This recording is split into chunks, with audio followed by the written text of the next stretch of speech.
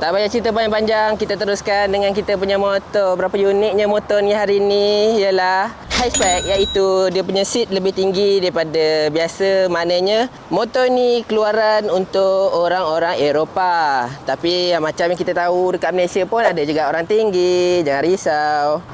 Kita bagi dua side box, kanan dan kiri. Material plastik, walaupun plastik tapi dia keras, lebih keras daripada kepala anda ya. Kita juga dapat satu lens spotlight warna kuning dan cerah seperti masa depan anda, insyaAllah. Paling best sekali kita dapat adalah kamera depan belakang, yang mana kita boleh nampak masa depan anda ataupun masa silap anda bersama kekasih lama. Assalamualaikum dan selamat matahari terpacak di atas kepala. Hari ni kita ada satu biji motor yang sangat rare lah di Malaysia ya. Tapi dia sangat terkenal, yang mana saya rasa semua pun tahu dan rata-rata dah nampak di atas highway. Kebanyakannya warna trofi.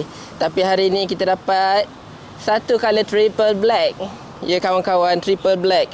Yang mana ia pun yang mana jangan risau, dia color hitam bukannya sebab dia color hitam bukannya disebabkan dia dijemur di tengah panas macam saya. Hitam-hitam si tampuk manggis, lama-lama tengok pun nampak manis. Alright.